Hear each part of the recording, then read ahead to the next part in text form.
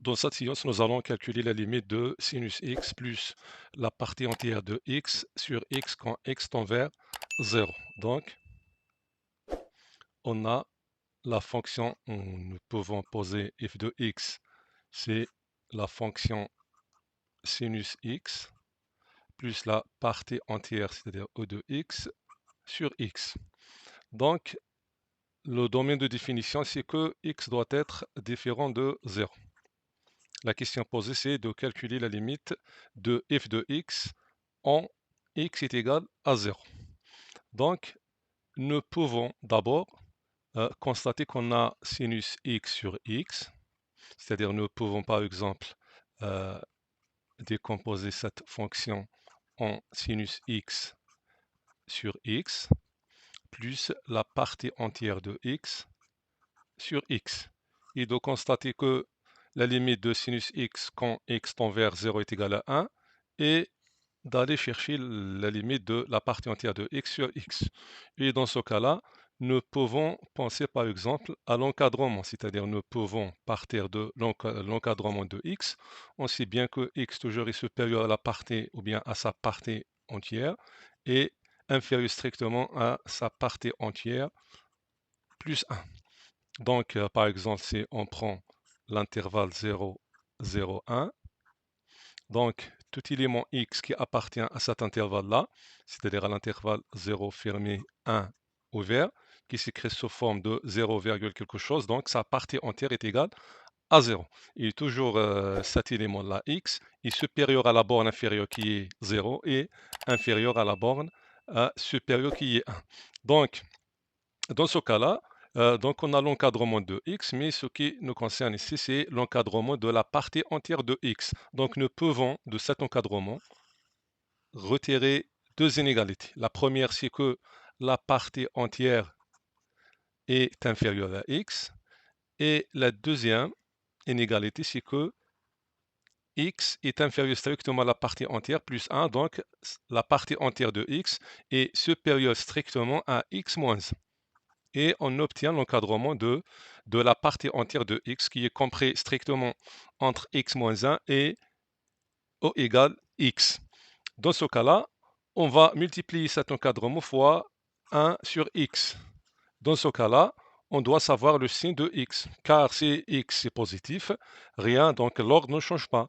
Mais si x est négatif, donc l'ordre va changer. Donc, ce qui nous oblige à décomposer cette limite, c'est-à-dire on va étudier ou bien calculer la limite de f de x quand x tend vers, c'est-à-dire 0 plus, c'est-à-dire à droite de 0 et à gauche.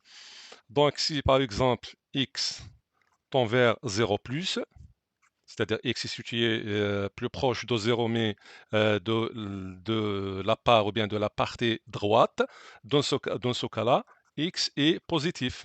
Puisqu'il est positif, donc strictement positif, dans ce cas-là, nous pouvons multiplier fois 1 sur x et l'ordre ne change pas. X fois 1 sur x qui est 1. Ici, on a x moins 1 sur x. X moins 1 sur x, c'est x sur x qui est 1, moins 1 sur x. Dans ce cas-là, nous pouvons, par exemple, penser au théorème des gendarmes. À droite, on a 1, donc à gauche, on doit obtenir la limite qui est égale à 1. Donc, c'est la limite de l'expression de gauche est égale à 1, ça y est. Mais on a x tend vers 0 plus, donc 1 sur 0 plus, c'est plus l'infini. Avec le moins, donc c'est moins l'infini. Donc, cette expression-là, ou bien cette fonction, tend vers moins l'infini. Donc, nous n'avons rien à déduire de cet encadrant. Puisque on a distingué deux cas, nous pouvons, par exemple, étudier la limite de la fonction f de x à droite de 0 et à sa gauche. C'est-à-dire quand x tend vers 0 plus, que signifie ça? Ça signifie que x appartient à l'intervalle 0, 0, 1. On sait bien que x, lorsqu'il est situé dans l'intervalle 0, 1, alors sa partie entière est égale à 0. Et puisque sa partie entière est égale à 0, donc la fonction f de x, dans ce cas-là, qui est égale sinus x plus la partie entière de x sur x, nous allons remplacer la partie entière de x par 0, donc on obtient sinus x sur x. Donc, lorsque x tend vers 0 plus, la fonction f de x est égale sinus x sur x. Donc, dans ce cas-là, la limite de f de x, quand x tend vers 0 plus, c'est la limite de sinus x sur x quand x tend vers 0 plus. C'est une limite qui est usuelle, est égale à 1. Donc, quand x tend vers 0 plus, la limite de la fonction f de x est égale à 1. Maintenant, on passe deuxième cas, quand x tend vers 0 moins, c'est-à-dire x est situé plus proche de 0, mais de sa partie gauche. Dans ce cas-là, x appartient à l'intervalle moins 1, 0. Dans ce cas-là, la partie entière de x est égale à la borne inférieure qui est moins 1.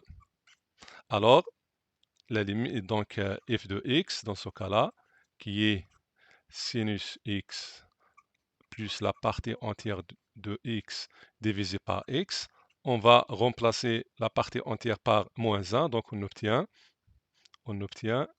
sinus x moins 1 sur x. Alors, la limite de f de x quand x tend vers 0 moins, c'est la limite de, donc c'est la limite de sinus x sur x moins 1 sur x, avec x tend vers 0 moins. On sait bien que sinus x sur x est une limite qui est usuelle, qui est en vérité égale à 1, donc il nous reste moins 1 sur x.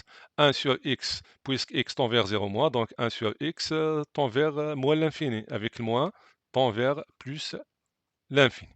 Donc, à droite de 0, f de x n'admet pas une limite qui est finie, ou bien sa limite est infinie égale à plus l'infini. Donc, en général, ou bien en conclusion, la limite de f de x, donc nous ne pouvons pas calculer, ou bien f de x n'admet pas une limite exactement en 0, mais il admet une limite à droite de 0, c'est-à-dire quand x tend vers 0 plus qui est égal à 1, et une autre limite qui est à gauche de 0, c'est-à-dire quand x tend vers 0 moins, qui est plus l'infini.